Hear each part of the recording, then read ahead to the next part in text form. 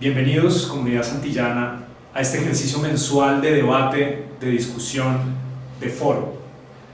Hoy estamos con Fabio Jurado y recuerdo hace unos meses, unos 4 o 5 meses, que iniciamos con estos foros, hablando sobre lectura crítica, y se conectaron a esa conversación cientos de personas desde todos los rincones del país. Y es que este tema sigue convocando el interés nuestro como editorial, pero el interés de ustedes como educadores y el interés de todo el sistema educativo. Por eso, el día de hoy continuamos discutiendo acerca de lectura crítica, pero esta vez con un enfoque hacia la comunicación y su relación con la democracia, con el ejercicio pleno de la democracia. Vamos a empezar leyendo un fragmento de un libro que en próximos días van a tener ustedes en las librerías de Colombia y seguramente en las bibliotecas de todos los colegios del país. Es un libro de ensayos, un libro de ensayos literarios compilado por el profesor Jurado. Cuidadosamente ha seleccionado los textos que aparecen en el libro y hemos de ellos seleccionado un fragmento de un ensayo llamado Vallejo o la muerte de Dios, en referencia al poeta peruano César Vallejo. Así que empecemos leyendo. En efecto, no es difícil percibir en la constancia de algunos motivos de su lírica y de su prosa, y en la muy consciente rebeldía de su lenguaje, cómo Vallejo logra mantener en incesante plenitud la conjunción de emotividad y cálculo de la palabra. Cómo el poeta logra encontrar para los cuadros que brotan de sus excitadas visiones la expresión adecuada y concisa, y cómo, en fin, todo ello adquiere los heraldos negros, pero no menos en el aparentemente dislocado trilce, la figura de una imagen nítida, construida detalladamente y no compuesta de simples y milagrosas casualidades. ¿No? A través de este pasaje, de ese ensayo, vamos a introducirnos al tema, Fabio, que es cómo la comunicación parte de un mensaje preciso que se quiere expresar, de una intencionalidad comunicativa de un autor, en este caso del poeta Vallejo, pero también de cómo éste piensa en un lector posible, y cómo ese mensaje es la mezcla entre el cálculo de ese mensaje y la expresión de la emotividad.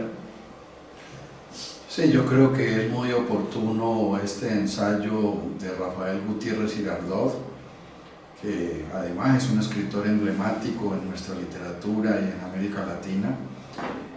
Es quizás uno de los ensayistas que más logró profundizar, ahondar en la obra de César Vallejo, y yo creo que lo hizo porque percibió precisamente en la obra de César Vallejo una preocupación enorme por el lenguaje, y con el lenguaje el sentido de lo que es la comunicación y la democracia. Hay en el fondo de la obra de César Vallejo, y que lo recoge muy bien Gutiérrez Girardot, una preocupación frente a la otredad, es decir, la relación que el sujeto establece con otros, y cómo en esa relación con los otros hay siempre una lucha con el lenguaje. Se acentúa esta lucha con el lenguaje sin duda mucho más en la poesía y en general en la literatura, pero lo vivimos también en el lenguaje cotidiano. Cada vez que hablamos, que intentamos construir la comunicación con otro que está cerca a uno, a nosotros, hay una cierta ponderación del lenguaje, y esa ponderación del lenguaje, o sea, valoración del lenguaje mediada por la subjetividad, hace que el pensamiento actúe leyendo a la vez a partir de los gestos y del cuerpo de la persona destinataria, del mensaje que se intenta construir, leyendo de una manera hipotética posibles respuestas a lo que va a decir o a conversar. Y me parece que esta lucha por tratar de comprender cómo va a responder el otro según lo que le digo, hace parte de lo que llamamos ética de la comunicación y principios de la democracia en el lenguaje. Entonces vean ustedes que estamos tratando de resemantizar una palabra que es muy ambigua, una palabra que es polivalente, como lo es lo de la democracia, para tratar de aterrizarla en la vida práctica, en la vida real, en la cotidianidad, entendiendo entonces por ello el reconocimiento del otro. El otro es diferente a mí y por eso podemos conversar. El otro me contradice y por eso podemos estar juntos. Y creo que allí es donde vamos identificando lo que entendemos por pensamiento crítico, que solo es posible a partir de la lectura crítica. Gracias, Fabio. Recuerdo una frase que me decía mi abuelo, gran demócrata, acerca de la democracia. Decía: la democracia tiene en sí misma el germen de su propia destrucción. Como una paradoja del ejercicio democrático es depender siempre de la aprobación del otro. Toda elección está en suspenso hasta que el pueblo no tome una decisión, no se pronuncie. Y esto mismo hace que sea un sistema, en cierto modo, riesgoso, ¿no? Hasta no escuchar el pronunciamiento del pueblo no se sabrá qué política seguir, ¿no? Sí, por eso hemos insistido en este periodo donde se ha venido discutiendo la posibilidad de construir un proyecto de sociedad distinto en nuestro país. Hemos discutido la importancia de distinguir una educación orientada solo hacia la alfabetización inicial o una educación orientada hacia la construcción de comunidad letrada. La comunidad letrada es determinante para la construcción de democracia. No necesariamente la sociedad alfabetizada, entendiendo pues por ello saber firmar, saber escribir frases, saber leer avisos, saber leer recibos y facturas y reclamos escritos de distinto tipo. Más allá de eso, que por supuesto es un primer nivel de lo que constituye el crecimiento intelectual de las personas, es necesario trascenderlo hacia lo que llamamos comunidad letrada. Y me parece que la coyuntura que está viviendo Colombia es de gran importancia en esa posibilidad, dado que se ha señalado que los recursos que se han aplicado a la guerra se van a aplicar a la educación. Y esto nos va a permitir entonces que en las instituciones educativas, en los pueblos y en las ciudades, las bibliotecas amplíen sus acervos bibliográficos, que haya talleristas que forman a los lectores en esa perspectiva de lograr establecer los diálogos entre los textos y por lo tanto vivir el asombro, que es lo que caracteriza al lector crítico cuando sabe que sabe tanto como saben los textos y entra en ese juego pues de diálogo con las voces que hablan en los textos, como una manera de sentirse acompañados por esos que habitan los mundos posibles de los textos. Entonces yo creo que en este tema que nos convoca hoy es relevante saber matizar esas dos vertientes de lo que es la lectura, la lectura primaria, la lectura que apunta solo a lo elemental, a lo superficial, y la lectura profunda, que es la que me permite comprender por qué los países europeos, por ejemplo, han logrado sostener democracias sólidas, y es porque los países europeos son países de lectores. Y los países de América Latina pueden lograrlo también si hay la oportunidad de proyectos de nación y de sociedad que apunten hacia allá. Muy bien, Fabio. Pues aquí hemos puesto sobre la mesa los temas que vamos a tratar en este foro. Ya vamos con las preguntas del público. Sé que allá del otro lado están ansiosos por que sus preguntas sean escuchadas en este ejercicio democrático. Y les hago simplemente unas aclaraciones. Como han visto, hemos cambiado el formato, la plataforma de este foro. Ahora estamos en Facebook, o transmitiendo a través de Facebook, y a través obviamente de la página Santillana Plus. Esto implica que cuando se cumpla la hora de foro, vamos a tener que suspender un momento la transmisión y retomarla luego, ¿no? Nosotros escogimos este tema porque quedó una sugerencia del anterior foro con Fabio, y es que no es posible una democracia plena sin lectores críticos que la ejerzan. Sobre esta idea general vamos a conversar. Y vamos con la primera pregunta, que viene desde Medellín, la profesora Lucelena Vélez Restrepo del Colegio Montessori. Nos pregunta Lucelena, ¿de qué manera la oralidad podría también asumirse a partir de la democracia y la ética? Es decir, ese asunto de las voces.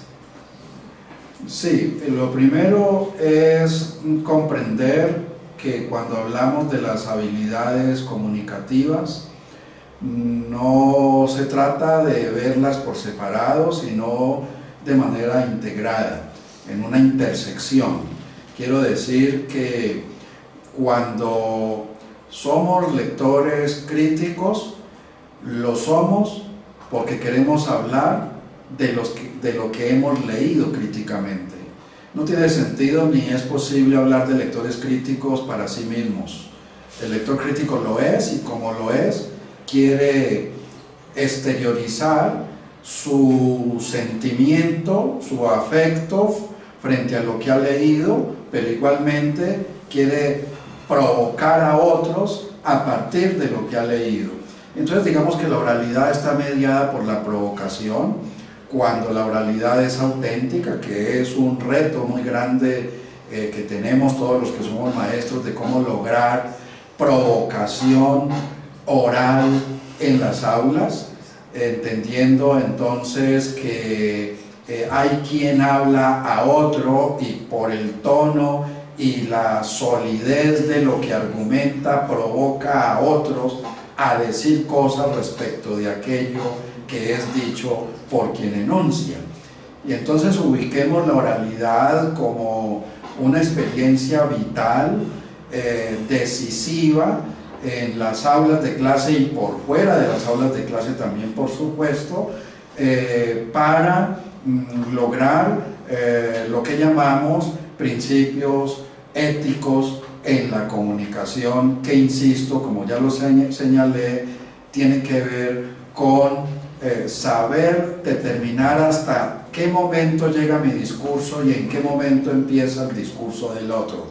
Siempre prever que el otro tiene también algo que decir y que no podemos monopolizar la palabra oral, porque entonces es casi caer en el monólogo, que es hablar para sí mismo, y ahí hay que decir no hay comunicación. Perfecto. Reflexionemos un poco acerca de esa palabra, de la ética. La ética como esa reflexión, ese diálogo interior acerca de las consecuencias de mis actos y de mis decisiones. Y allí es donde tenemos que hablar de actos de habla o de actos del lenguaje, ¿no? No sé por qué se me viene a la mente la idea de banalidad. ¿Qué pasa cuando el lenguaje es banal? Es simplemente un lenguaje operativo de un programa curricular en donde tengo que hablar porque está dispuesto simplemente en un temario, porque tengo que hablar y hablo simplemente por hablar en mis clases. Cuando lo que enuncio no tiene sentido, se vuelve banal y corre el riesgo de rozar incluso el discurso vacío, e incluso aquella banalidad del mal de la que hablaba Hannah Arendt, ¿no? Que yo también le repito mucho a mis estudiantes en clase. cómo nuestra labor, al convertirse en una labor banal, puede incluso derivar en una forma incluso de maldad, inocente por supuesto, pero de maldad en nuestra labor. Sí, es lo más grave que le puede ocurrir a un docente, a un profesor. No saber ponderar, no saber evaluar el efecto de su discurso. Yo creo que el asunto está allí. Cómo a la vez que habla a un grupo expectante que quiere saber, va paralelamente ponderando, valorando la cadena discursiva que construye, de tal modo que puede determinar si hay efecto, en lingüística se llama efecto perlocucionario, es decir, que logra conmover, hacer reaccionar al otro, hacerlo interesar por lo que dice. Si no es así, en efecto, lo que ocurre en el escenario de las aulas son estereotipos lingüísticos, son formas tipo del discurso repetido que no construye destinatarios. Y entonces allí es donde identificamos situaciones en el escenario pedagógico que, en lugar de contribuir al desarrollo del pensamiento de quienes asisten a estos escenarios, al contrario, neutralizan su pensamiento y asumen el ser estar allí simplemente como un deber. Y también lo grave que ocurre en la educación formal hoy es que todo esté regulado por el deber y no por el poder de saber cada vez algo más de aquello que ya se sabe. Miren, con el tiempo me parece que hay que prever que lo que vamos a vivir en los escenarios de la educación formal es el foro. Las aulas de clase van a ser espacios para el foro. Ya lo estamos percibiendo cuando sabemos que los niños y los jóvenes, cuando llegan a clase, previamente han navegado por las autopistas virtuales y han descubierto mucha información, y se ve el intento por construir conocimiento usando lo que se moviliza a través de las redes, y cuando llegan al colegio se encuentran con un discurso frío, ajeno, artificial a ese discurso más efectivo de las redes virtuales. Y eso es lo que me hace pensar que estamos en un momento muy difícil para quien es maestro, porque tiene que saber valorar eso que está ocurriendo, valorar en el sentido de evaluarlo, de ponerlo en una balanza para tomar determinaciones respecto a su oficio profesional. Cada vez será más difícil ser maestro porque ya no estamos en la etapa donde simplemente repetimos lo que el libro dice, que es lo que el estudiante hoy no quiere, sino que se trata de tener el libro como mediador, como un dispositivo provocador, desde el cual tanto estudiantes como profesores que lo han asumido como mediador interactúan. Gracias, Fabio. Y eso que dices es precisamente lo que tratamos de hacer en nuestros proyectos editoriales, es decir, ver el texto ya no como un libro finito que tiene un principio y un fin, sino como una especie de canal para conectarse con fuentes de información diversas, las noticias, los textos que circulan en internet. Y sobre eso va mi pregunta, antes de darle la siguiente al público. Ese lector que estamos formando, inmerso y expuesto también, porque quiere exponerse, no porque sea expuesto, sino porque quiere exponerse a ese gran diluvio de información, de versiones del mundo, de agendas también informativas. Es un lector que debe tener una armadura, ¿no?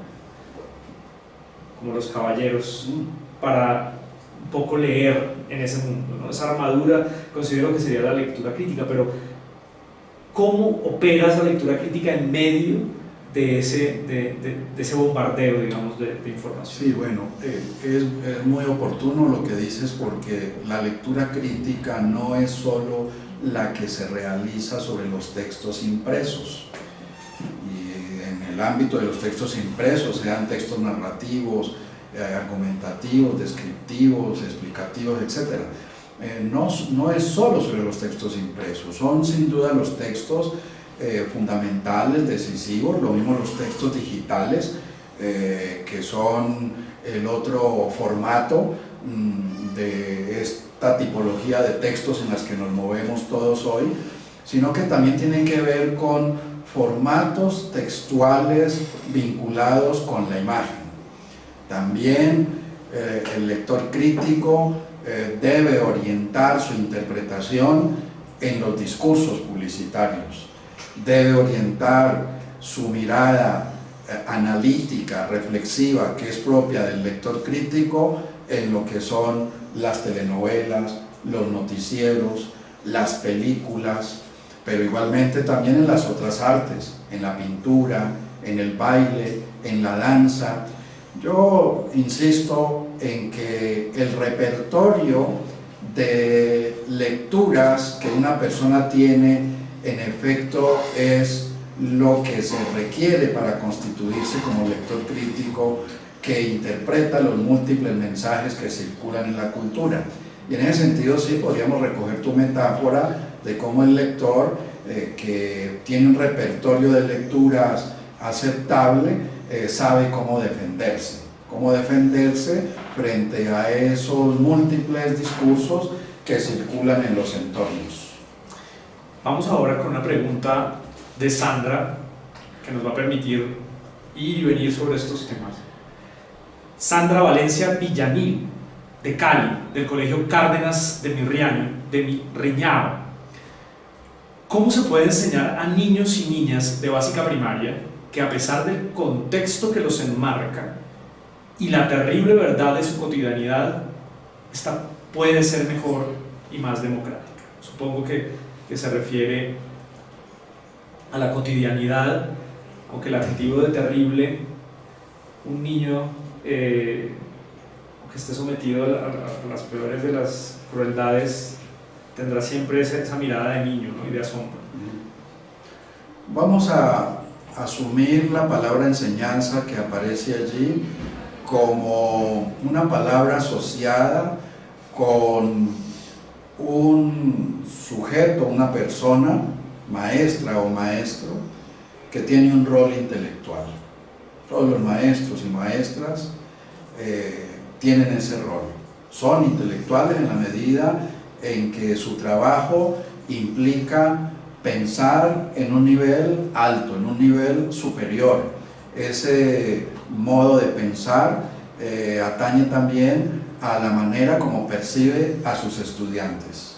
Entonces, no vamos a asumir enseñanza como dictarle clases a los estudiantes de una manera canónica, como en la historia de la escuela tradicional se ha mostrado, sino como ese rol, el rol intelectual de alguien que sabe más que los niños y los jóvenes, sabe algo más, tiene más experiencias, ha hecho un recorrido académico mayor que sus estudiantes y que por lo tanto tiene todas las condiciones intelectuales para hacer sentir la necesidad de leer, para discutir en las aulas. Pero también esto implica preguntarnos qué tanto han leído los docentes para asumir ese rol. ¿Participan de la comunidad letrada o están en proceso de inmersión en la comunidad letrada? Yo creo que todo docente debe ponerse la mano en el corazón y hacerse esa pregunta y considerar que nunca es tarde para entrar a la comunidad letrada. De otro lado, también podríamos aquí llamar la atención sobre un riesgo que hemos tenido todos los que somos docentes, y es la percepción que construimos sobre los estudiantes. Cuando se habla de situaciones terribles de los estudiantes por su condición social, digamos de pobreza, por ejemplo, o de maltrato, hay que indagar cuál es el origen de esa situación, pero con la advertencia de que no siempre lo que percibimos de los estudiantes es la verdad. Yo lo he vivido recientemente visitando aulas, precisamente en Cali, en un colegio del distrito de Agua Blanca hace 8 días. Estuve con un grupo del grado 10º y se decía de un estudiante que no sabía leer, de un estudiante que tenía problemas de dislexia, de afasia, en fin, una serie de síntomas que se le había dictaminado de antemano. Yo estuve trabajando el texto que Santillana publicó de Carlos Lomas, Pido la palabra.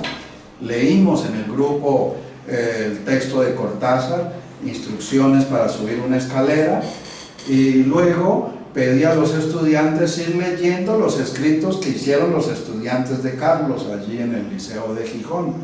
Los estudiantes al principio mostraban miedo y decían que no sabían leer, y yo los animé a leer porque les decía, estoy seguro que sí saben leer, porque no es posible que alguien que tuvo un grado de transición si acaso, y si no lo tuvo 5 años de primaria, tuvo 9 años de educación secundaria y ahora están en 10º y viven en una ciudad como lo es Cali, donde hay mensajes escritos por todos lados, donde hay acceso a ciertos libros. Yo no puedo creer que alguien no pueda leer oralmente un texto breve como el que está aquí. Y los muchachos comenzaron a cambiar y comenzaron a leer. Leían los escritos de jóvenes de su misma edad, que esto también los entusiasmó, porque sí veían el tono de jóvenes como ellos. Y llegamos al caso de esta joven de quien se decía que tenía todos los males posibles y que la tenían allí pues como para que no se fuera, como es mejor tenerla allí para que no se vaya.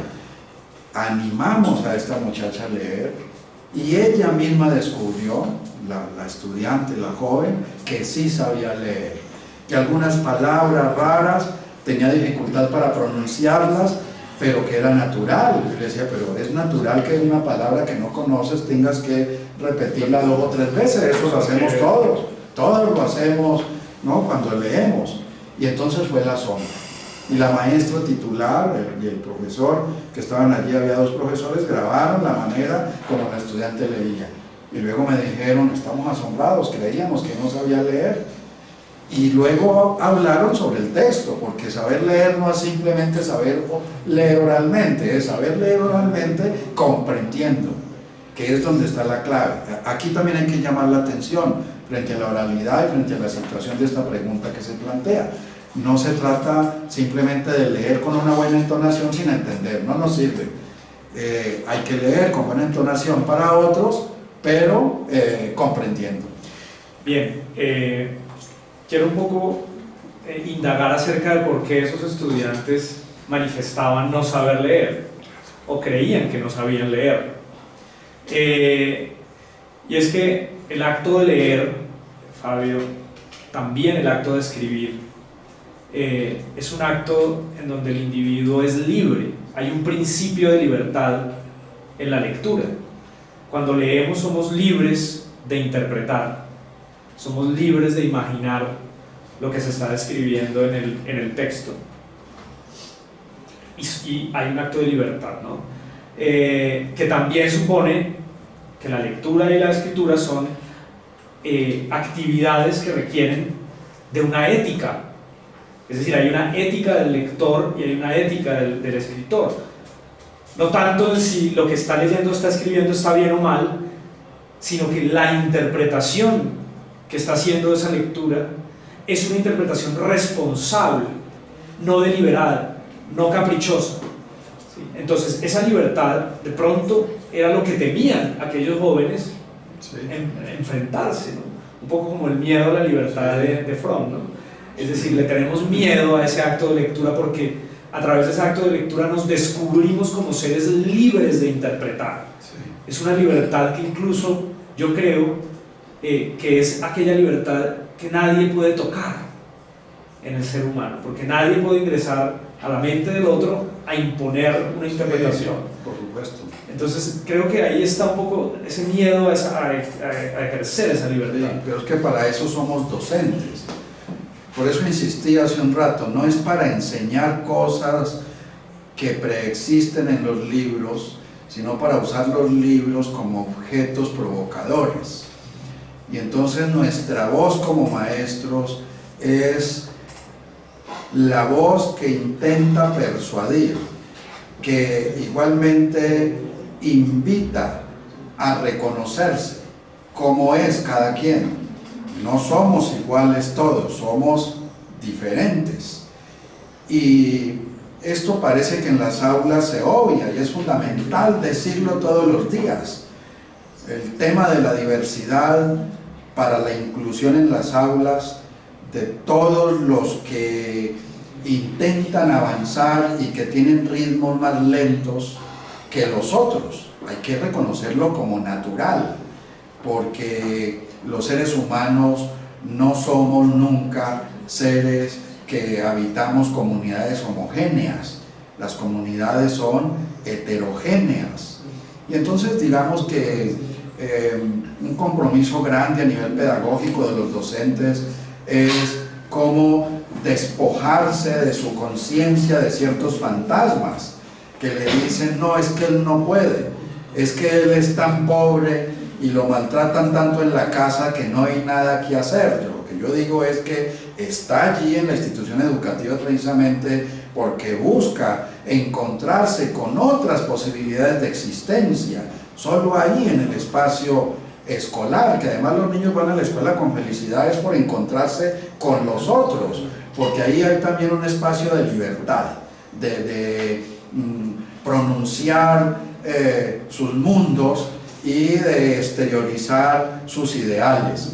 Pero ya en relación con la lectura crítica, dado que tú lo tocaste, es importante también señalar que en relación con la lectura crítica no se trata de la libertad de pensar en el sentido de que lo que se me ocurre de acuerdo a lo que estoy leyendo, sino de cómo lograr en la formación de ese lector que hay unos mundos posibles construidos en los textos, no solo los ficticios, todos los textos están contenidos por mundos posibles. Cómo es que los docentes ayudan a entrar a esos mundos posibles, a habitar en esos mundos posibles y luego hablar sobre esos mundos posibles. Entonces, digamos que la libertad allí se da regulada por la apropiación y comprensión de ese mundo posible. No es lo primero que me llega a la cabeza, es en relación a un universo semántico que hemos interpretado en la lectura y que acomodamos en nuestro pensamiento para luego exteriorizar nuestros puntos de vista. Perfecto, Fabio, eso me da pie para entrar en un tema espinoso. Y es qué ocurre cuando la comunicación, ya no la del aula, sino la que se da afuera del aula, con los medios de comunicación, es una comunicación asimétrica. Es decir, cuando ya no hablamos de mundos posibles, sino de miradas impuestas o que intentan imponerse, ¿no? Al modo de Orwell y 1984, en donde el lenguaje, el discurso, hacía que no solo no hubiera mundos posibles, sino que solo hubiera un mundo posible, ¿no? ¿Cómo preparar a nuestros lectores, a esos lectores que están en formación, para tener filtros de análisis cuando la agenda de los medios de comunicación, no solo los locales, sino aquellas grandes factorías de entretenimiento, intentan que solo haya un mundo posible? Sí.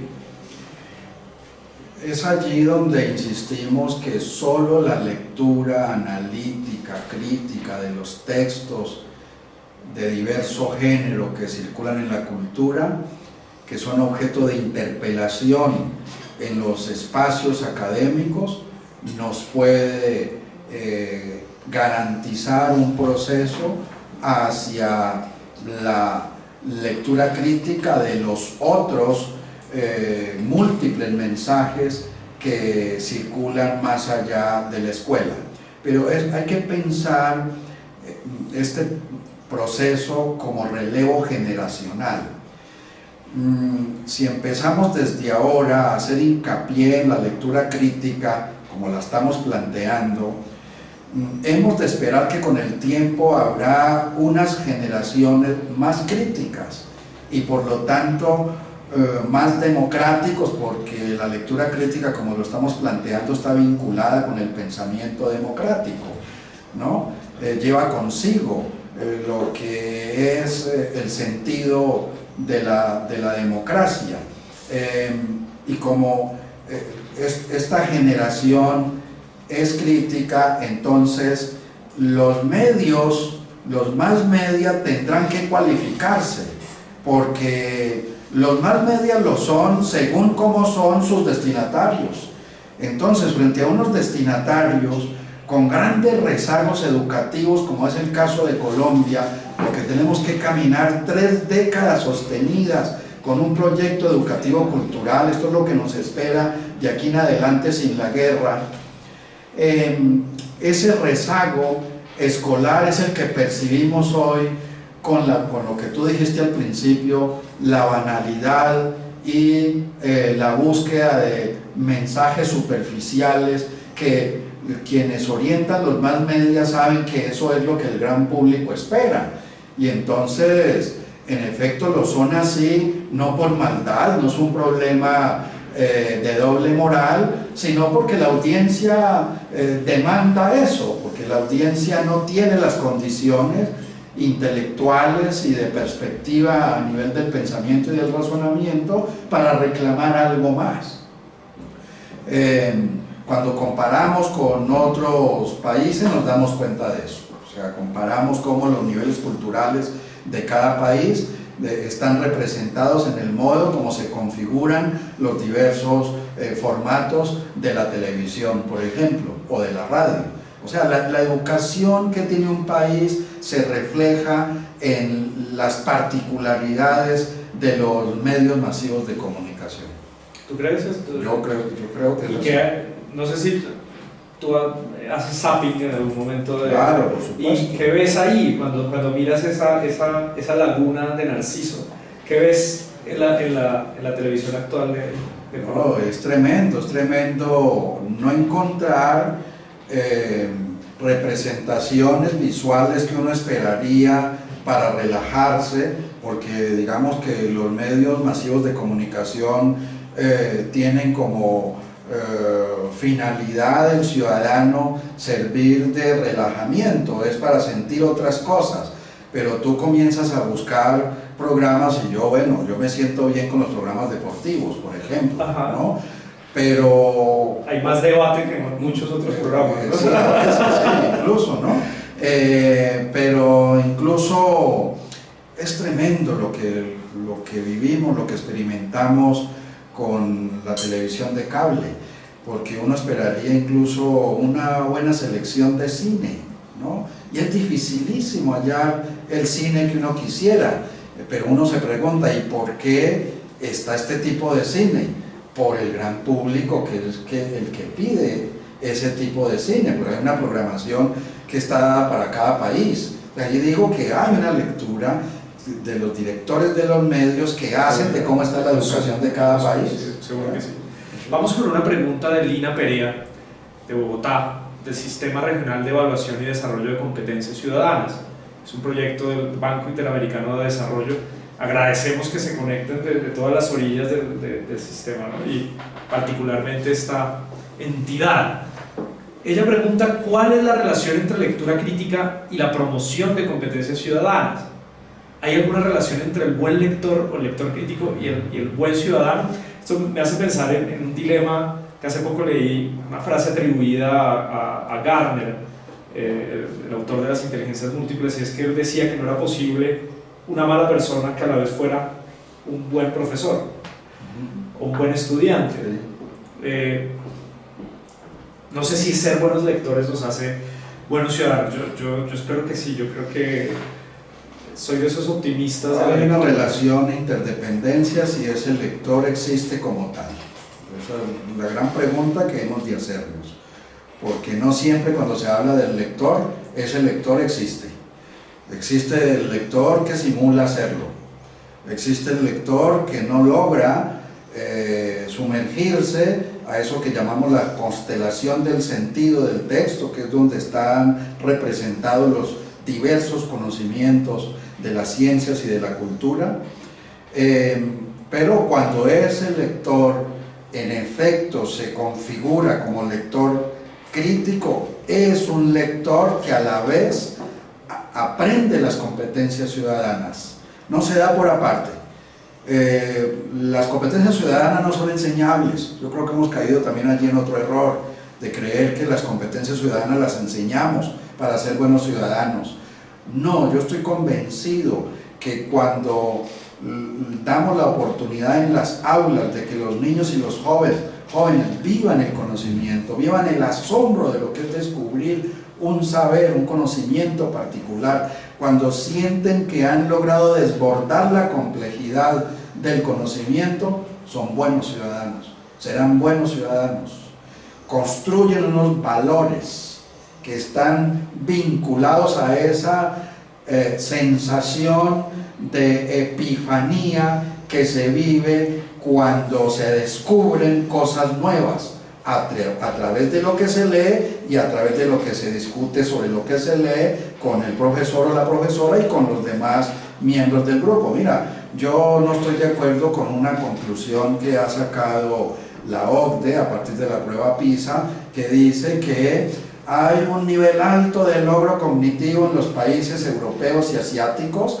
en lo que tiene que ver con matemáticas, ciencias y lo que se evalúa en lenguaje, pero que hay unos datos preocupantes, y es que hay poca afectividad y poca emoción en estos estudiantes. Yo eso te digo que no lo puedo comprender.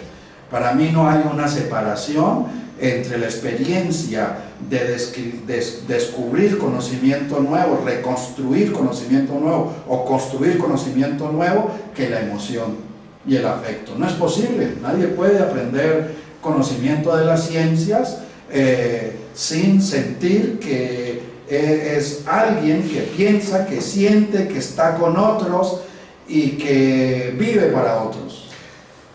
Que es experimentar el eureka. Sí, claro. Arquímedes. Eso es. ¿No? He descubierto. Eso es.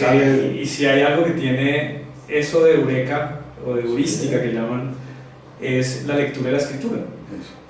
Pensaba ahora en una frase célebre de Borges que también suscitó mucha polémica, y es que la lectura, decía él, debe ser una de las formas de la felicidad. En tanto forma de la felicidad, y si nos atenemos a aquella máxima de que el objetivo del ser humano es ser feliz y no hacer infeliz a los otros, pues estaría bien eso de que ser buenos lectores nos hace buenos ciudadanos. Sin embargo, pues existen otras opiniones al respecto, y por ejemplo Roberto Arlt, que es contemporáneo de Borges, decía en un texto muy cómico que no, que eso era mentira, que Borges estaba mal, que leer nos hacía desdichados, que nos hacía poco sociables, que nos hacía apartarnos de las actividades, ¿no? Como, no sé, beber en un bar, charlar con los amigos. Entonces, ¿cómo lograr ese equilibrio entre ser sociables y a la vez buenos lectores, ¿no? Sí, lo que pasa es que no es un asunto de dicotomías. Hablar de la felicidad separada de la infelicidad es un problema. O sea, no existe el ser humano perfecto, no existe la sociedad perfecta ni la escuela perfecta. Los seres humanos nos movemos entre la felicidad y la infelicidad. Esto pues que Freud supo explicar muy bien, nos mostraría cómo también cuando leemos críticamente sufrimos. No hay un tal placer de la lectura, nunca lo he dicho, al contrario, hay un displacer cuando leemos críticamente, porque nuestras ideas se desacomodan, nos mueven el piso, aquello que creíamos que era verdad ya no es, y entonces sufrimos. Pero después que hacemos el recorrido por el texto y vivimos ese displacer, nos encontramos con un placer.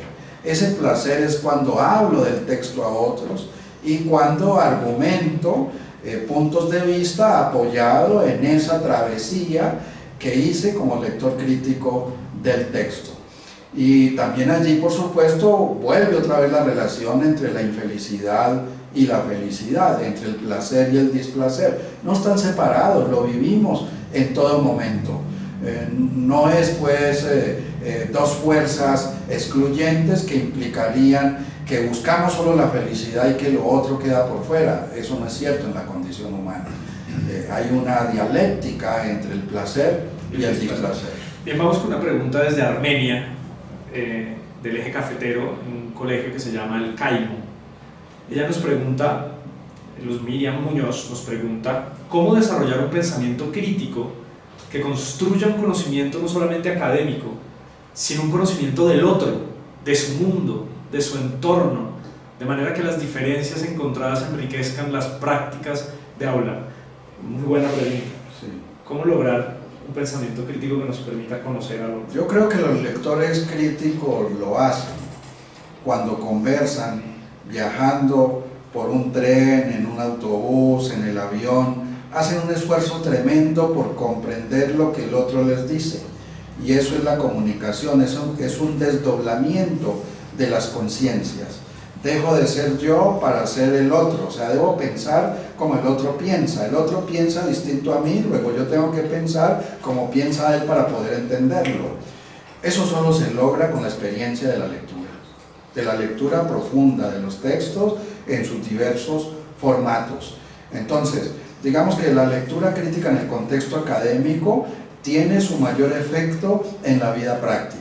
Y es cuando este sujeto que ha tenido la oportunidad de ser crítico en las aulas, lo es en la vida cotidiana. Y entonces en la vida cotidiana lo que hace es tratar de ser como logró experimentarlo en las aulas, pero ahora de una manera más auténtica.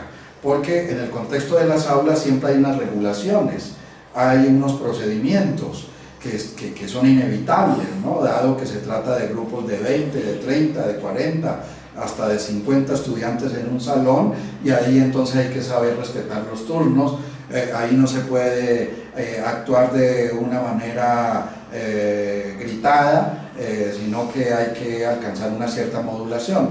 En el mundo de afuera se proyecta lo que es el mundo de la escuela, pero también diría lo contrario, lo que se aprende en el mundo de afuera converge en el mundo de adentro de la escuela, es lo que quisiera y no lo que existe. Lo que existe es que la escuela se cierra hacia el mundo de afuera, aunque todos los investigadores en educación han venido señalando la importancia de darle lugar al mundo de afuera en el mundo de la escuela para hacerla más auténtica, pero creo que para allá vamos. Para allá vamos con las herramientas digitales, cuando el laptop, el cuaderno electrónico esté allí y haya conectividad para darle la voz a otros que en España, en Inglaterra, en Francia se refieren al tema que estamos trabajando en las aulas. Y esto tiene que ver con la ética de la comunicación también, que el docente no sienta que está solo, que hoy está acompañado por otros en el mundo y que debe darle la voz a esos otros que hablan en distintos lugares del mundo, porque entonces quien gana allí es el estudiante, tiene otras entradas, otras voces para comprender la complejidad de la ciencia. Me sorprendió en un evento que hubo hace poco con colegios oficiales en Bogotá, que la distancia que existía entre dos colegios en Bogotá, uno que quedaba en un extremo del otro, en la ciudad, y se veían como extranjeros en un mismo territorio, Sí. ¿no? Entonces estaría bien establecer esos diálogos entre colegios, como se hacen los diálogos entre académicos de distintas universidades. Yo creo que eso va a llegar. Sabes que a mí me asombra que Bogotá tenga ya el 70% de los docentes representando el relevo generacional. Sí. Hay un 30% que todavía no se pensiona, pero no podemos perder de vista la formación, porque las maestrías que están cursando los maestros de Bogotá, yo creo que van a mostrar sus efectos a nivel académico, intelectual, y vamos a tener nuevos escenarios, así yo lo preveo, pero algo que debemos siempre decir es evitar la masificación de las aulas, porque Ese es un obstáculo muy grande para lograr la formación de lectores críticos, de una ética de la comunicación y de los principios de la democracia de lo cual estamos hablando. ¿Te refieres al número de estudiantes por docente? Sí, claro, el número de estudiantes por salón. Por salón. Sí, es de 40, 45, he visto hasta 50 estudiantes. Es muy difícil lograr estos enfoques que hemos venido sustentando en los últimos años alrededor de lo que sería pues propiciar condiciones para deliberar oralmente a partir de lo que se lee, de los textos auténticos, y desde esa deliberación aprender o aprehender principios de democracia. Vamos con una pregunta de Puerto Triunfo. Aquí recibimos desde todos los rincones del país. Nos escribe John Howie González, preguntándonos cómo relacionar la lectura crítica y la pragmática con las tipologías textuales en básica primaria. Es una pregunta específica. De pronto ahora, cuando hablemos de los textos de nuestro proyecto editorial, podemos tocarlo, pero por ahora podemos ir adelantando, anticipando algo. Sí, consideremos que las tipologías textuales son objeto de aprendizaje por parte de los estudiantes de manera temprana. Podemos decir que desde la casa se aprende a narrar, se aprende a describir, a argumentar, a explicar, a comprender instrucciones, a conversar, en fin. Eso debe continuar en la escuela en todo su trayecto hasta el doctorado, porque son los formatos textuales en los que nos movemos en la vida cotidiana. No hay que pensar las secuencias textuales o tipologías textuales por grados, o por edades, o por etapas. No, se dan de manera simultánea.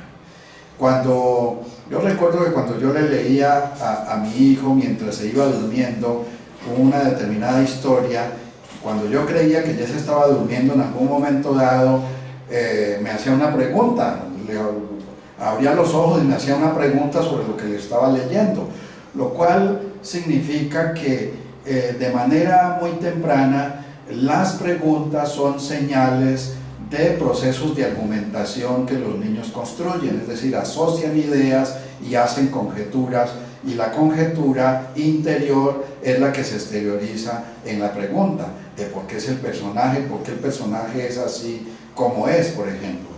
Y entonces consideremos esto, que es de una gran ayuda para avanzar en la lectura crítica, trabajar con las tipologías textuales y los géneros discursivos. Siempre pensemos que cada tipología textual tiene una serie infinita de géneros discursivos, y que esos géneros discursivos pues son seleccionados por los estudiantes o por los docentes, o negociados entre los docentes para determinar qué leer. Creo que es una pregunta muy importante, porque también en los lineamientos curriculares y en los estándares básicos de competencia se señala la importancia de considerar desde la escuela primaria las tipologías textuales. Y ahora que contabas esa anécdota de esa lectura para dormir, otra señal inequívoca de esos niveles de comprensión sería la risa también, ¿no? Sí. Cuando es una risa genuina, sí, que se deriva de la narrativa del texto, ¿no? Sí. Como a través del sentido del humor y el sentido también de la pregunta se van construyendo niveles de comprensión. Lo digo porque hace poco también le leía a mi ahijada, que tiene 2 años, de hecho hoy está cumpliendo años y le mando un saludo. Ella se reía mucho cuando le leía, y creo que era su manera de comprender el texto, su manera temprana de irlo comprendiendo. Claro, lo cual significa que los niños, insisto, de manera temprana van construyendo unas habilidades interpretativas por la oportunidad que tienen de escuchar.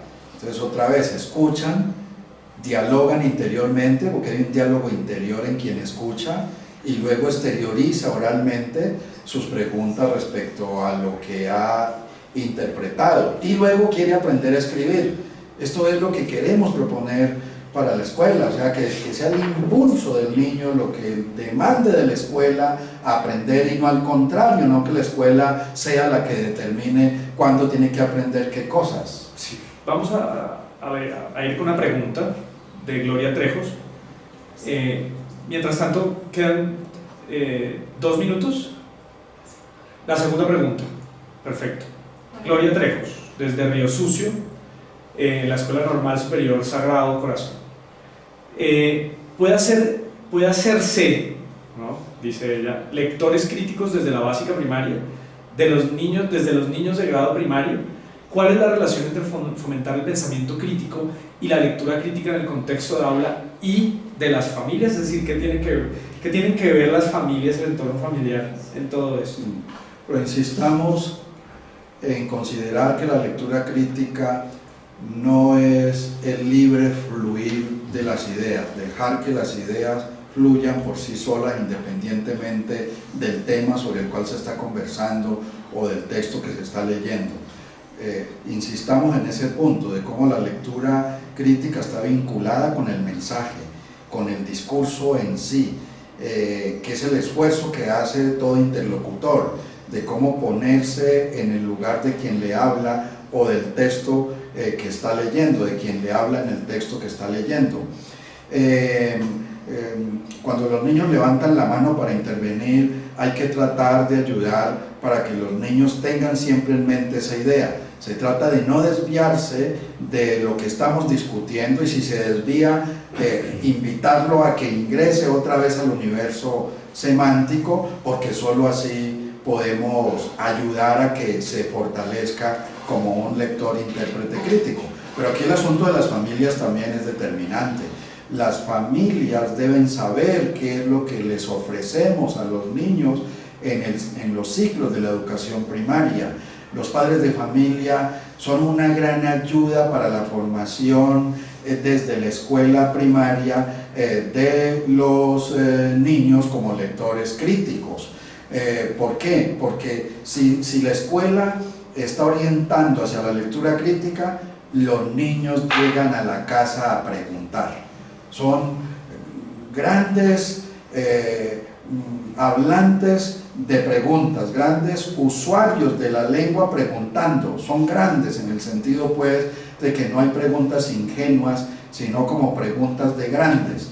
Pero a veces el papá o la mamá, por los oficios que tienen, no le prestan atención a los niños, a sus preguntas. Ahí tenemos un error grave para lograr una canalización de un proceso que nunca se cerrará, porque no hay un momento final donde se diga que ya alguien aprendió a ser lector crítico, ¿no? Hasta que nos morimos, lo somos y estamos aprendiendo a hacerlo. Bien, vamos con una pregunta de una profesora, supongo, de la Universidad del Atlántico en Barranquilla, Yomaira Borja, una estudiante de la universidad. Pero antes quiero poner en situación esta pregunta, ¿no?, imaginando como un posible contexto, ¿no? Un niño llega a la casa, ¿no?, y se duerme tarde, a la madrugada leyendo, ¿no?, que es cuando yo siempre digo que se forma el lector se forma en esas horas imposibles del día, ¿no?, a la madrugada o muy temprano, cuando nadie espera se forma un lector, ¿no? Y el papá lo sorprende leyendo y le dice: pero ¿usted qué hace? Usted tiene que dormir, ¿no?, en el mejor de los casos, o usted está perdiendo el tiempo, está ocupando mucho tiempo en la lectura, venga y me ayuda aquí al negocio, a la tienda. Entonces, si es que está leyendo en un fin de semana, ¿no?, un domingo, no venga, que usted me tiene que ayudar a atender el negocio o a las tareas más difíciles, más arduas del campo, por ejemplo, en donde sé por experiencia también, tú lo habrás visto, que los niños son, digamos que, invitados, por decirlo de manera amable, a las tareas más difíciles del campo, y la lectura no es bien vista en esos contextos, ¿no? Sí. Y la pregunta que hace Yomaira Borja desde Barranquilla es: ¿cómo pedirle al alumno que realice una lectura crítica cuando el único contexto en donde él encuentra libros y se presenta una posible relación con ellos es en la escuela?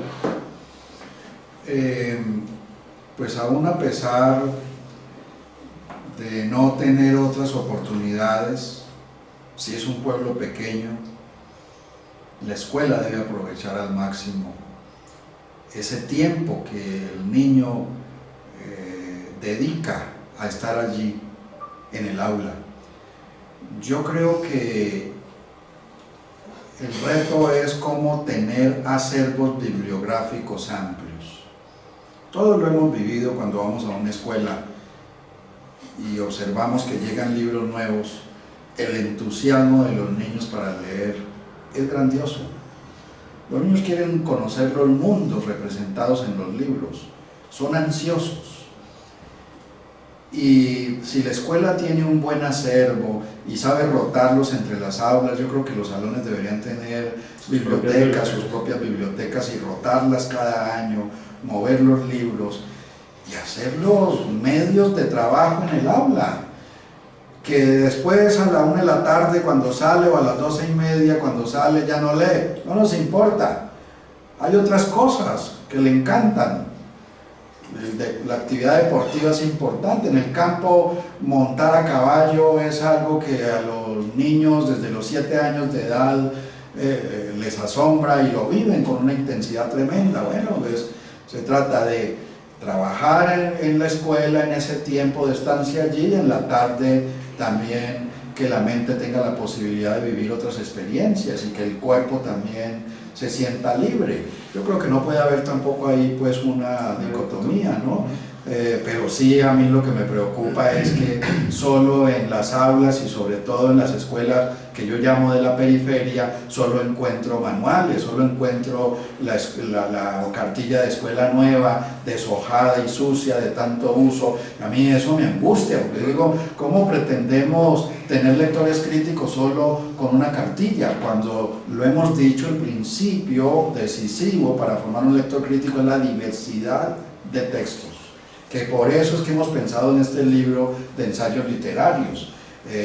Cuando me han preguntado sobre el tema, yo he dicho, pues aquí lo que tenemos es que ayudar a que la escuela tenga materiales que sirvan para orientar el trabajo que implica formar lectores críticos. Y entonces hemos pensado en este libro donde vienen ensayos sobre Jorge Isaacs, sobre García Márquez, sobre Juan de Castellanos, sobre Rodríguez Freile, sobre César Vallejo, como lo comentamos al comienzo, y van a venir otros libros. Queremos pensar en otros libros de antologías de ensayos, porque el ensayo es el texto que contribuye a formar al lector crítico.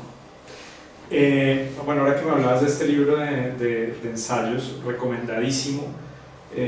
Esperamos, Fabio, y por supuesto nosotros, que circule, que fluya ese texto de mano en mano. Y cómo estos grandes ensayistas, grandes escritores, tenían un proyecto de nación. Por cierto, nosotros también vamos a reeditar próximamente La Vorágine, La María, esos grandes escritores, que incluso además de escritores, eran como una especie de protohombres, ¿no? Porque tanto Isaacs como Rivera fueron políticos, comerciantes, navegantes, aventureros, estos hombres, digamos, románticos que se desbordaban a sí mismos. Sí. Tenían un proyecto de nación. Lo mismo García Márquez. Estoy seguro que las palabras de Juan Manuel Santos en el discurso de la firma del acuerdo, cuando decía que García Márquez está muy feliz desde donde esté. Sí, también lo citó Timochenko. Sí, y también, es decir, esos escritores tenían un proyecto de país. Sí. Ahora, quizás porque existen cada vez más lectores de sus obras, y que afortunadamente las élites de bando en bando quizás los han leído, quiero creer eso, estamos a puertas de empezar ese camino, de ese proyecto de país. Y nos pregunta Jairo Hoyos desde Bogotá, desde un colegio campestre, Monteverde, ¿cuál cree usted que es el papel de la lectura y de la literatura en la resolución de conflictos y en el paso de una sociedad intolerante a una sociedad que construya ambientes de paz? Sí, es determinante la selección de los textos literarios para leer y sobre todo ojalá en la medida de lo posible que esos textos hagan parte de un proyecto de innovación, de un proyecto de aula, porque es allí en la perspectiva de los proyectos que se logra construir un horizonte. Ningún lector lo es si no tiene un horizonte. Horizonte quiere decir saber para dónde ir, para qué leo lo que leo, qué busco en lo que leo, es donde está el horizonte. Y me parece que la pregunta tiene que ver con este punto, que también una gran dificultad a nivel pedagógico es construir los horizontes de lectura para los estudiantes, pero aún para los docentes mismos. En esa perspectiva podemos considerar que la selección de los textos es algo muy delicado, no es fácil, ¿no? Pero es también reconocer que solo en la medida en que el docente tenga un buen repertorio de lecturas tendrá más capacidad para decidir cuáles podrían ser los textos más indicados sin perder de vista lo que los estudiantes podrían también proponer, que es donde habría que llegar, ¿no? También considerar que los estudiantes han leído cosas por fuera de la escuela y dentro de la escuela y que podrían hacer propuestas de lectura. Yo creo que ciertos textos, la obra de García Márquez es clave allí para saber reconstruir la historia política que Colombia ha vivido desde la ficción, porque la ficción ayuda más a comprender la historia que el discurso referencial de la historia misma, si bien se requiere de información de la ciencia de la historia para saber interpretar una obra literaria. Hay que saber ubicar en poesía. A mí me parece que la poesía es una ruta también muy expedita para lograr la sensibilidad de los estudiantes y comprender la complejidad del mundo por ese carácter de lo inefable que es la poesía, por ese acento figurativo, simbólico que le caracteriza. Y entonces diría que depende siempre de lo que se tiene en el colegio, de qué acervos bibliográficos hay, que es una invitación que yo haría siempre a los docentes. Traten de identificar el acervo bibliográfico con el que se cuenta, porque con ese acervo es con el que podemos orientar la lectura, dado que en los pueblos no hay librerías y las bibliotecas son muy incipientes. Si bien hay que seguir insistiendo en la importancia de que el Estado siga ampliando los acervos bibliográficos, que desde hace 4 años se ha venido haciendo poco a poco. Yo debo reivindicar esa decisión que se tomó hace unos años de determinar como política de Estado la ampliación de los reservorios bibliográficos de las bibliotecas de los colegios y de los municipios.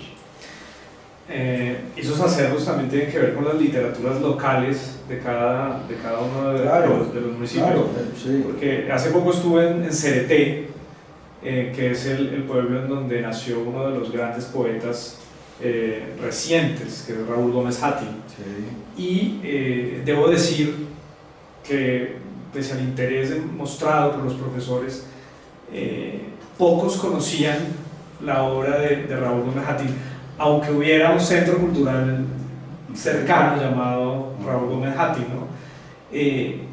Entonces, ese acervo y esas colecciones de libros deben también mirar hacia las literaturas. No, claro, y, yo he visto algunos títulos de los libros que selecciona el Ministerio de Cultura con el Ministerio de Educación, libros en pasta dura, muy bonitos, policromáticos, que resisten el clima para zonas donde yo voy, como Arauca, por ejemplo, o Tumaco, Guaviare, y títulos que responden a los contextos culturales propios. Eso me parece que es un aporte grandísimo que se ha logrado, y a las editoriales hay que invitar a que también pongan el punto allí, digamos, de saber elegir textos que respondan a las necesidades culturales de la región, que representen esas necesidades culturales y la cultura misma en los textos, sean textos de ficción o textos de divulgación científica.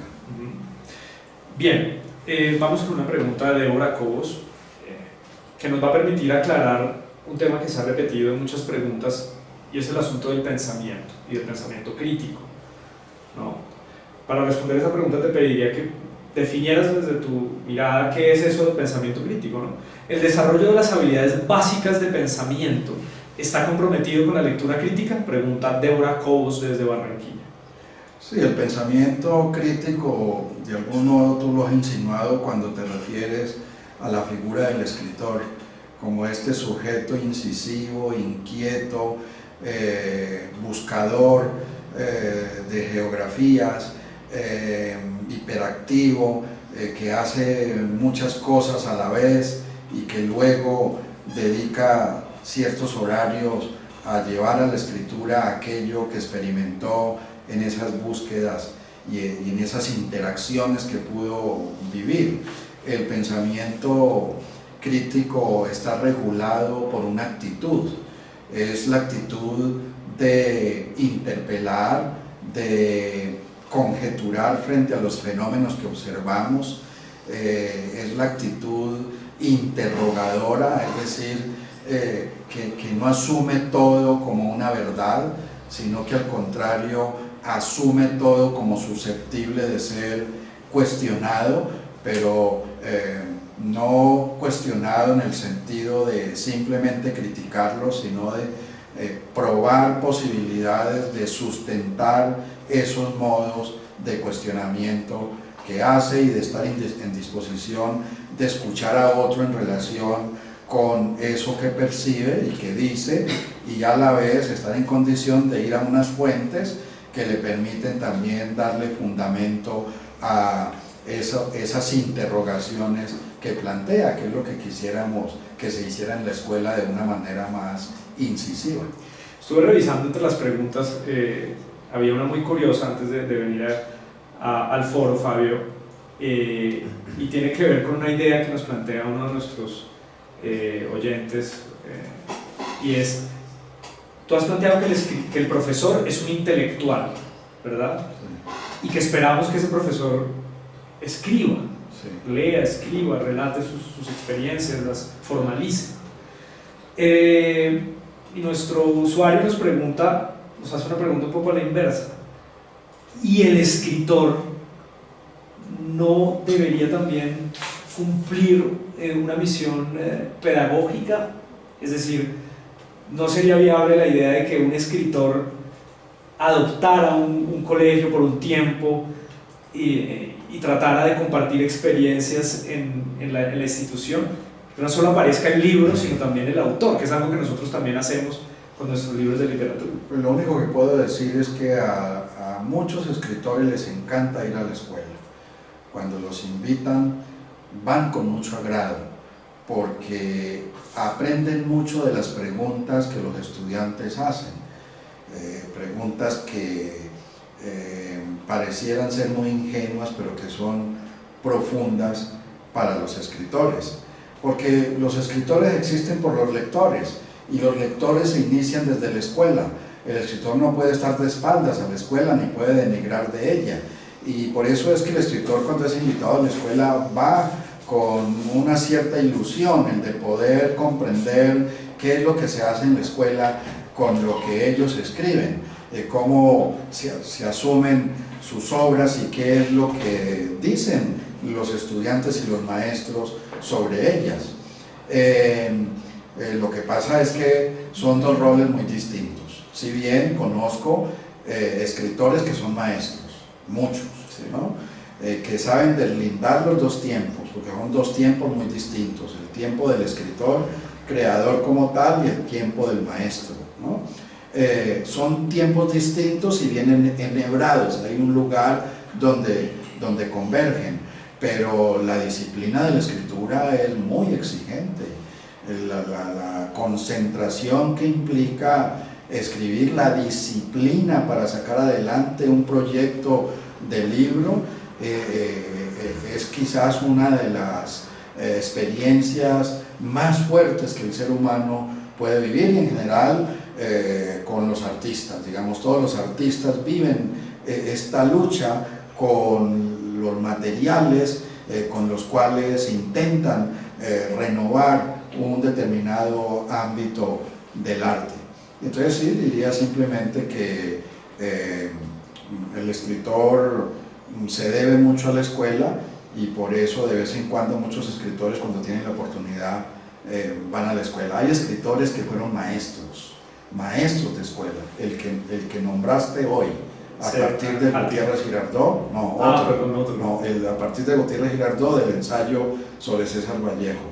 César Vallejo fue maestro de escuela en Trujillo, Perú. Y hay un ensayo de Alegría donde describe su experiencia como alumno de César Vallejo. Y hay un cuento de César Vallejo que se llama Paco Yunque. Hay dos cuentos, Paco Yunque y otro cuento que trata de una pelea entre niños en la escuela.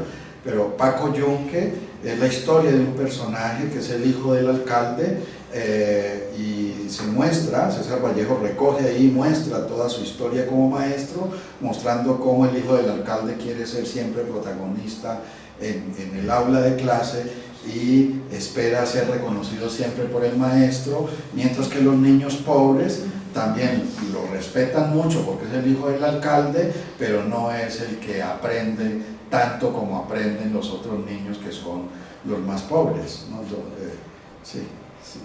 Esto me hace pensar un poco, para encaminar la discusión hacia el tema de la democracia, del poder, en el poder que siempre han tenido las palabras y las historias, ¿no? Desde Sherezada, que es quizás uno de los primeros referentes en donde el embrujo de una historia y de unas palabras bien contadas le permite a un personaje que es Sherezada salvar su vida de las manos del sultán que la va a matar. Y cómo el escritor conjura ese poder, no juega con ese poder, y pues los efectos de esa lectura se producen en sus lectores. Ahora, en ese marco, en ese orden de ideas, yo siempre he pensado que la educación, ¿no?, es también el ejercicio de un poder, es decir, que el docente, un poco como Sherezada, ejerce ese poder, ¿no?, y que ese poder produce transformaciones, cambios. ¿Cuál es el poder del docente? Ya hemos hablado que es un intelectual, que debe serlo, pero ¿qué poder ejerce?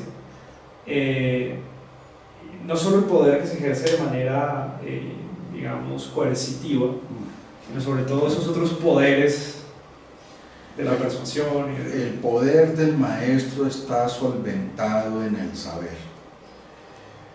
Sin el dominio del saber no hay poder, es otra cosa, es relaciones autoritarias y de imposición y de demanda de obediencia de sus estudiantes, que siempre tratan de responder a la normatividad, pero siempre por dentro tienen la sospecha de que su maestro no revela ese poder que quisieran, que es aquel que está dado por el saber.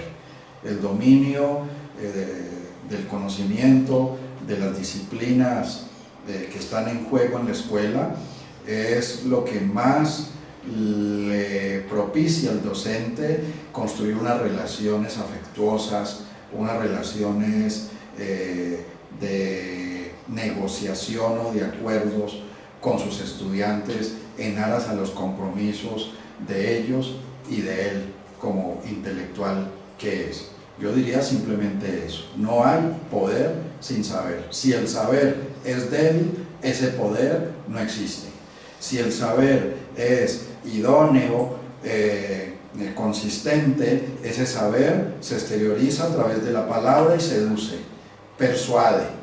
hace sentir la necesidad en sus estudiantes de aprender aquello de lo cual el maestro explica, expone. Y entonces ellos querrán por su cuenta aprender más, y es cuando van a buscar fuentes, cuando indagan a través del computador alrededor de un tema que él ha provocado y del cual ha dejado preguntas para buscar respuestas a esas preguntas que luego en el aula se retoman y se discuten. Digamos, es otra vez lo que he llamado el espacio del foro, el aula como el espacio para el foro. Bien, usualmente pensamos, se nos ha enseñado que la democracia, sobre todo esta democracia representativa, es una forma de organización social en donde las bases de una sociedad son representadas pues por unos señores que son los parlamentarios que nosotros mismos elegimos, y que la democracia ocurre sobre todo el día de las elecciones, es decir, el ejemplo que está más próximo, el 2 de octubre, ¿no?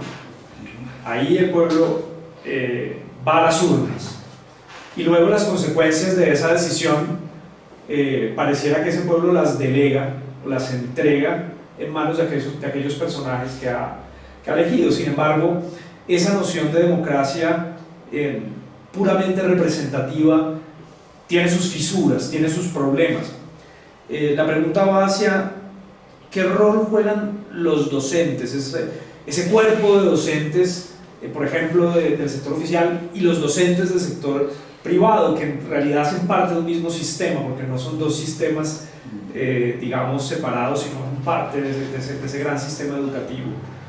¿Qué rol deben jugar, qué rol activo deben jugar en esa democracia que haría o la haría más participativa?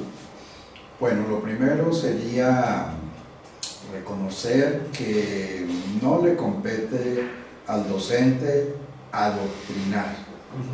No se trata de adoctrinar en cualquier perspectiva, sino de propiciar materiales para reflexionar sobre ellos y tomar decisiones. Cada estudiante, de acuerdo a lo que logra aprender de la discusión y de lo que ha leído en los materiales propuestos, tomará decisiones.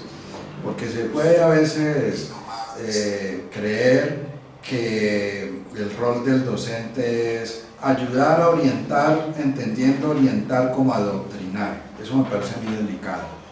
Desde ningún ángulo posible a nivel político, ideológico o religioso, el rol del docente debe ser el de adoctrinar o de orientar hacia una cierta postura.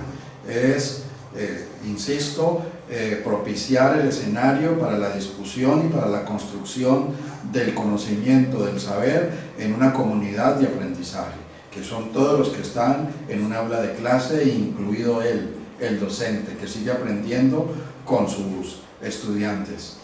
Y ahí es donde yo me pregunto por los materiales fuertes, digamos, impresos y digitales, que propician la transformación del pensamiento, porque ahí es donde hemos fallado en el caso de Colombia, porque los materiales no han sido suficientes para lograrlos.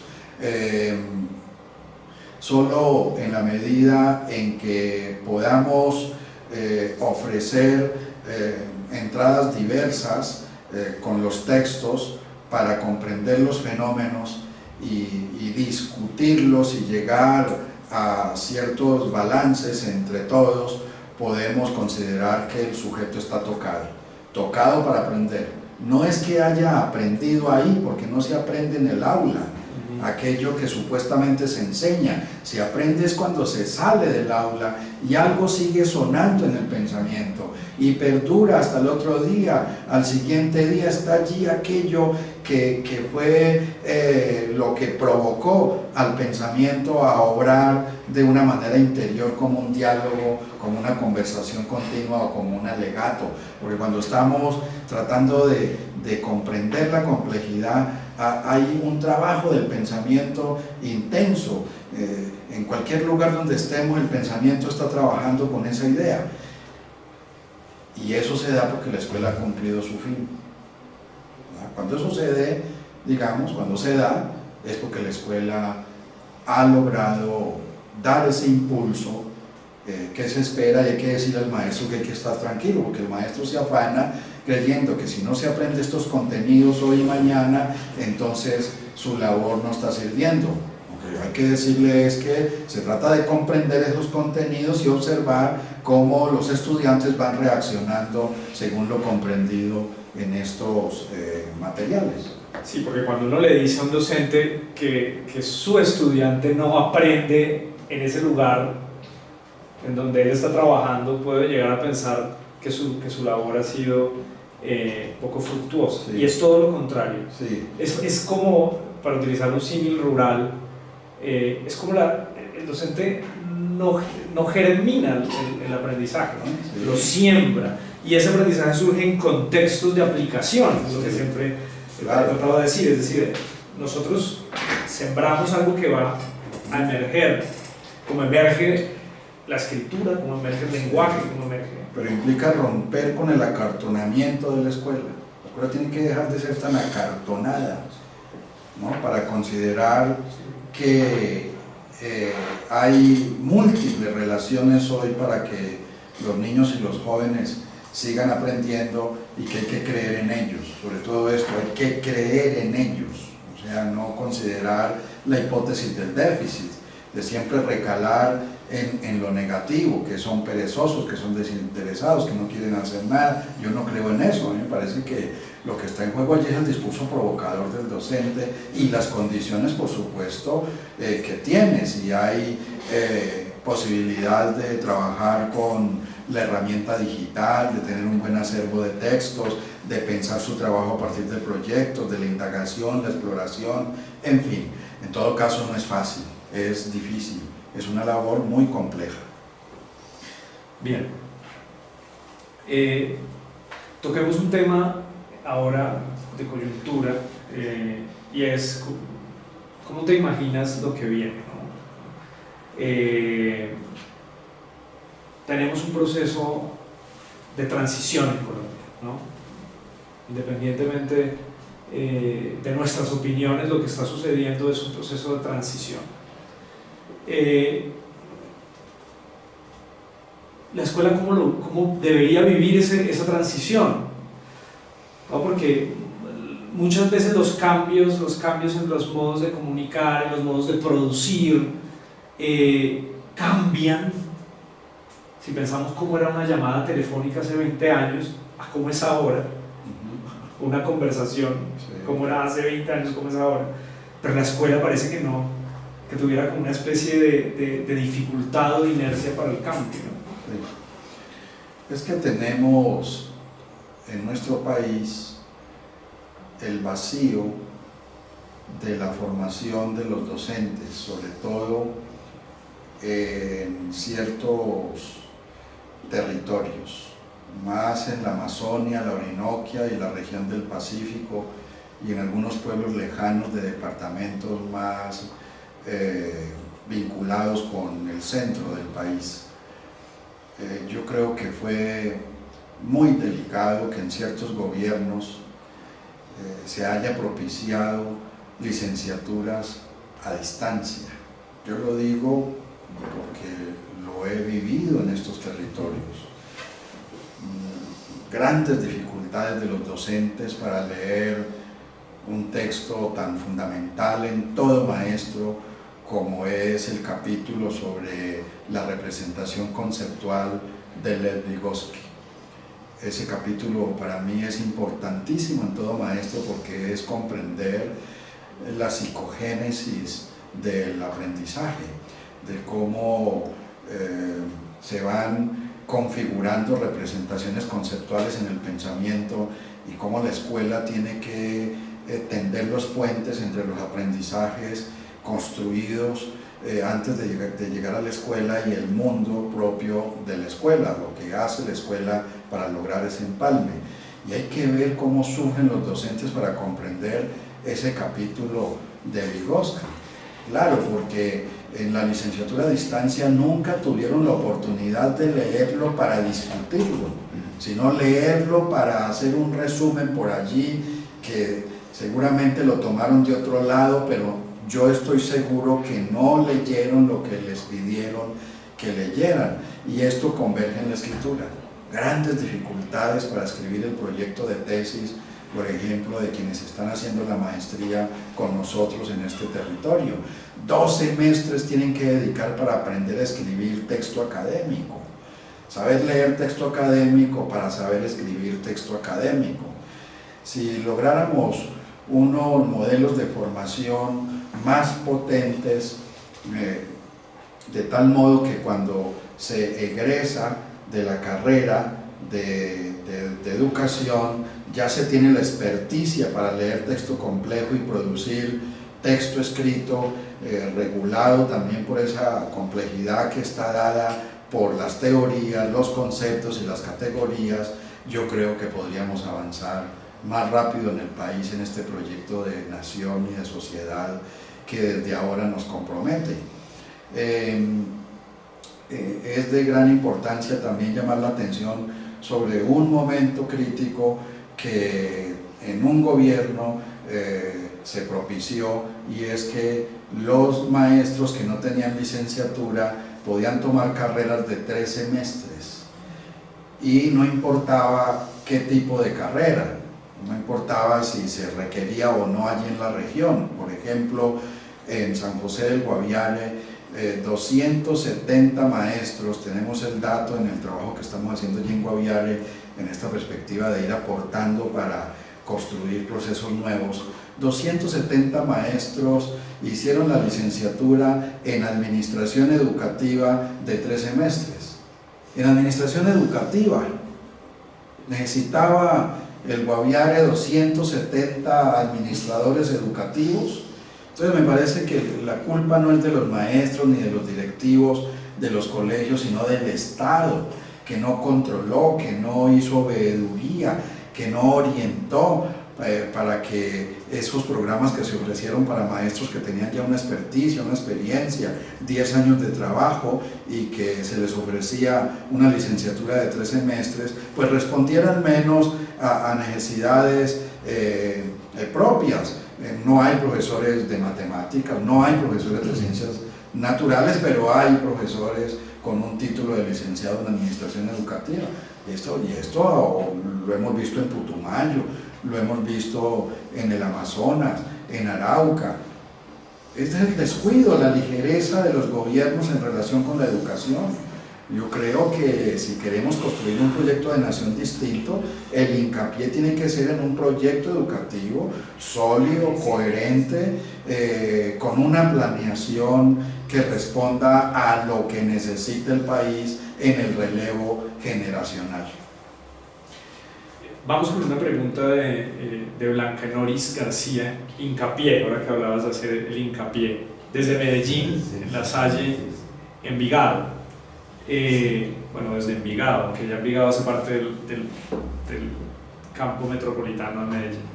Hoy en día, ¿cómo enfrentar la lectura crítica versus la tecnología? Y si es posible este enfrentamiento, pues, dado que los niños de hoy se observan poco atraídos por leer, en cambio quieren interactuar y jugar, y digamos que el tema de los videojuegos ahí tiene un papel preponderante. Bueno, entonces partamos de la base de reconocer que los niños leen.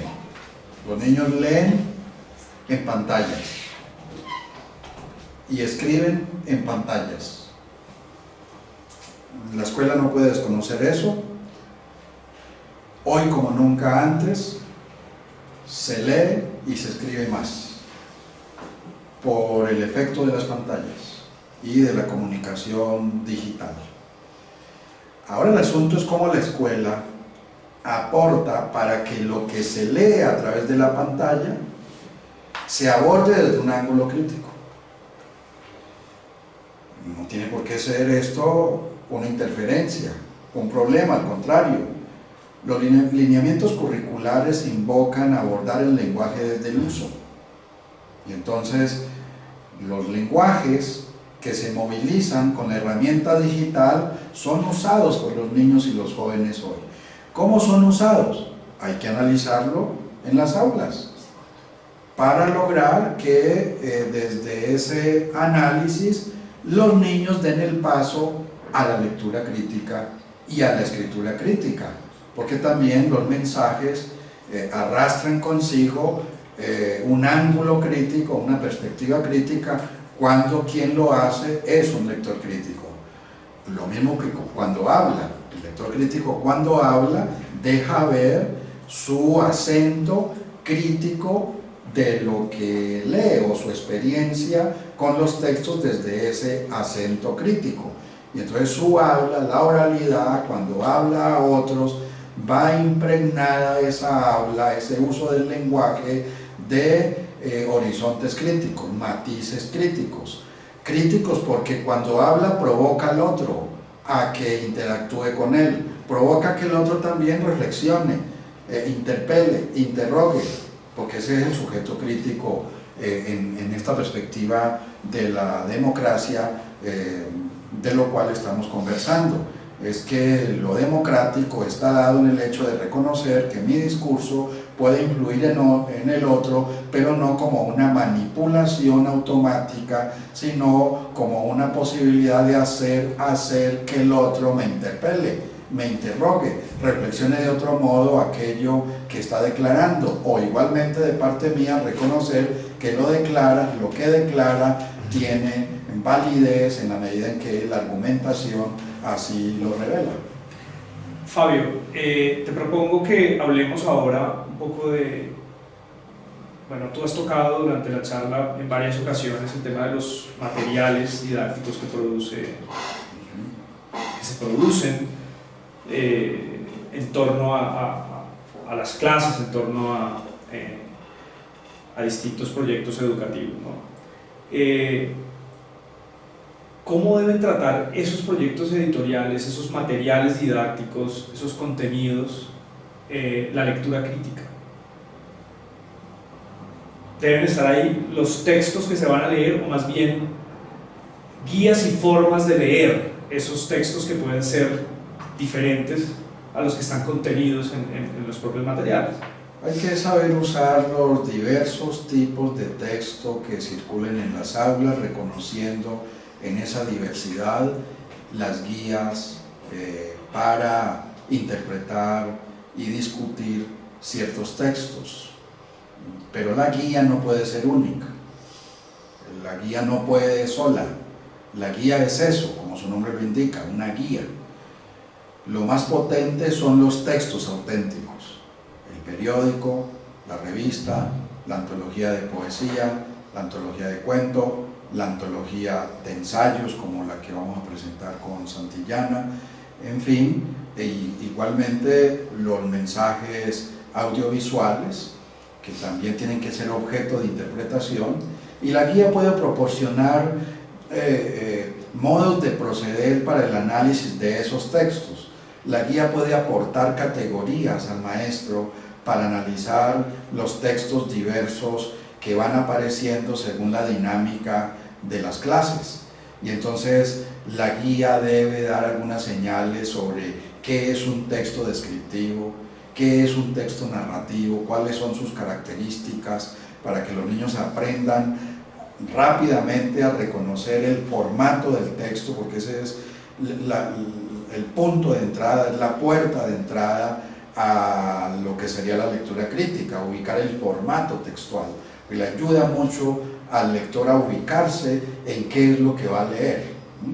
Y entonces ayuda mucho que la escuela, el docente y ciertos materiales señalen esas pautas, cuáles son las características del texto argumentativo, cómo se argumenta, y vivirlo además. No solo es saber qué es una narración o qué es una argumentación, sino hacerlo, es decir, leer para argumentar o leer también para narrar, ¿no? Asimismo, aprender a explicar a otros un determinado texto, pues unas guías pueden dar unas pautas posibles para aprender a explicar mejor, pero insistamos en que solo se logrará si se lo hace de manera auténtica, es decir, si se asume el reto, por ejemplo, de producir un texto de carácter argumentativo para un blog.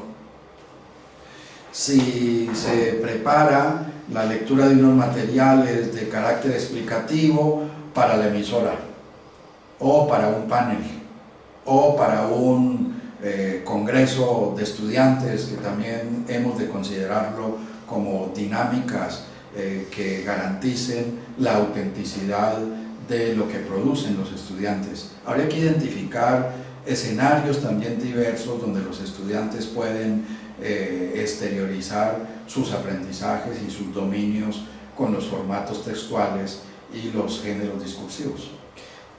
Todo eso es lo que nosotros tratamos de hacer cuando planteamos un proyecto editorial, que no es un plano, es decir, la guía o el libro no es un plano, sino es precisamente un espacio lleno, un ambiente lleno de distintas oportunidades para que el docente se las ofrezca al estudiante, sí, y también como nuevas posibilidades que el propio docente cree, como todas esas digamos escenarios, el debate, los eventos que puede organizarse, las actividades que pueden hacer, ¿no?